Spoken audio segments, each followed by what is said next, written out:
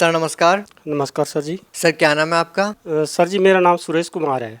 Sir कहाँ से आए आप? सर जी मैं तहसील सरकाघाट डिस्ट्रिक्ट मंडी से आया, हिमाचल प्रदेश से आया हूँ। संत रामपाल जी महाराज से नाम दीक्षा कब ली आपने? सर जी मैंने 16/2/2014 को संत रामपाल जी महाराज से नाम दीक्षा ली।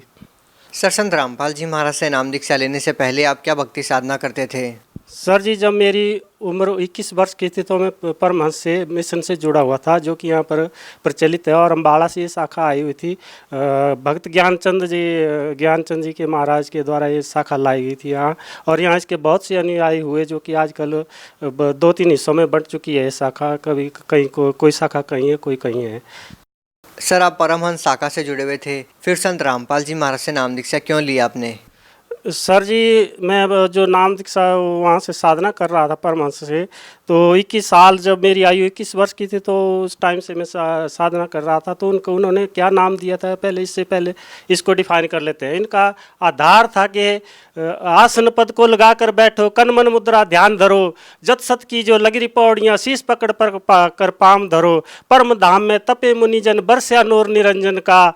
तो नूर निरंजन अर्थात काल ब्रह्मा का नूर, और जिसको कि परमात्मा ने डिफाइन किया है संत रामपाल जी महाराज जी के, ये प्रकाश ही प्रकाश देखते हैं, इसके अलावा कोई नहीं, कुछ नहीं है।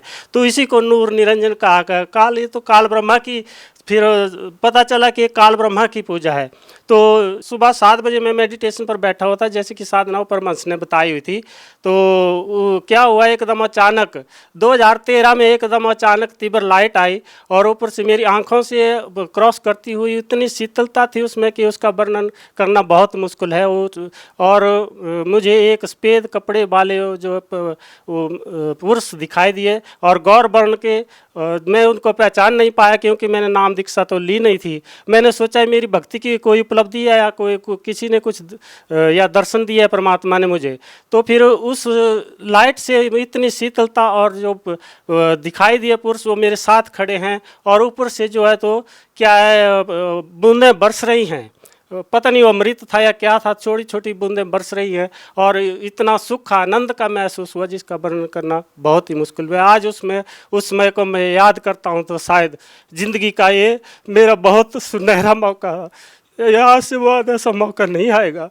तो इसके बाद 2014 में क्या हुआ, मैंने जब टीवी पर देखता था, मैं पहले से इंटरेस्ट रखता था इस भक्ति मार्ग की। तो क्या हुआ, 2014 को अचानक मैं देख रहा था, सत्संग साधना टीवी पर लग गया, तो संत रामपाल जी महाराज जी ने उस सत्संग को सुनाया। तो मुझे याद आया कि ये महात्मा, ये संत तो मुझे मेडिटेशन के दौरान दिखाई दिए। मैंने इंटरेस्ट लिया उसको देखने का। तो वो शास्त्रों को खोल कर, वेदों को खोल कर, गीता बाइबल को खोल करके सब कुछ दिखा रहे हैं, और मेरे मन में शंका रही कि वास्तविक नाम जो है उसको कब डिफाइन करेंगे। जब मैं डेली सुनता रहा, तो उन्होंने फिर जब बाद में एक दिन कहा कि वास्तविक मंत्र जाप क्या है, वो श्वासों में कैसे सिमरा जाता है, वास्तविक जाप तो श्वासों से होता है।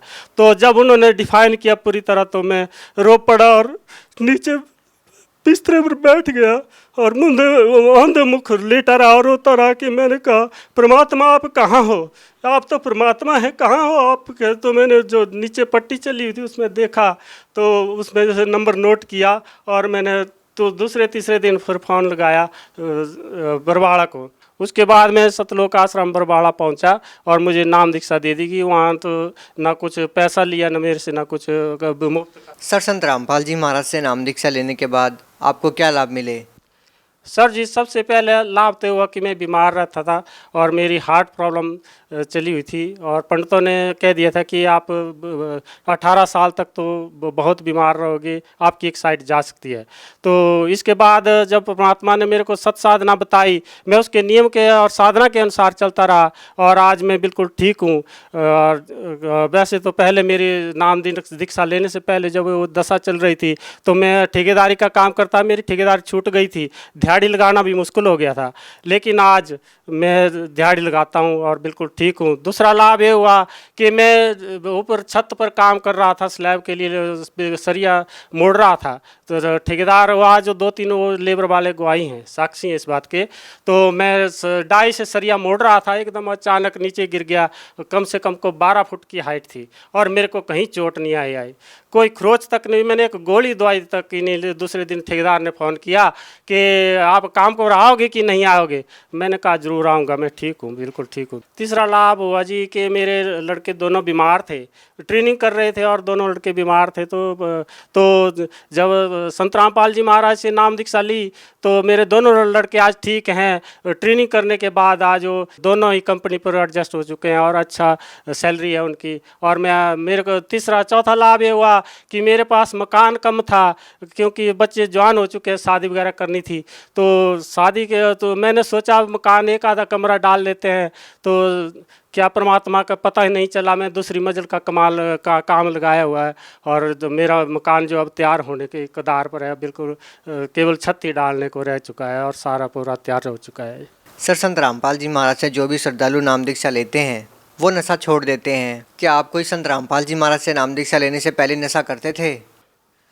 सर जी, मैं संत रामपाल जी महाराज से नाम दीक्षा लेने से पहले शराब पीता था और आज मैंने छोड़ दी है। मेरे तो ना तो दिल करता है शराब पीने को, ना मैं पीता हूँ, मैं हाथ तक नहीं लगाता। सर, आप भगत समाज को क्या संदेश देना चाहेंगे? ये झूठी और नकली साधना छोड़कर एक बार अब संत रामपाल जी महाराज से नाम दीक्षा लो और उनके द्वारा बताई गई भक्ति मार्ग पर चलो, तो देखना आपको कितना लाभ होगा। कम से कम साल 6 महीने करके देखो, फिर बताना हमें कि इस लाइन से कितना लाभ होता है और इस सत साधना से कितना लाभ होता है और कितना जो आप अनुभव करोगे कि ये सच्चा मार्ग है और इस सच्चे मार्ग पर चलने से क्या जीवन में आनंद आता है। जी धन्यवाद। सत साई।